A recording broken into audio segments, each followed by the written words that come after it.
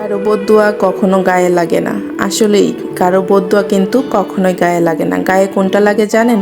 সেটা হচ্ছে কারো চোখের পানির দোয়া।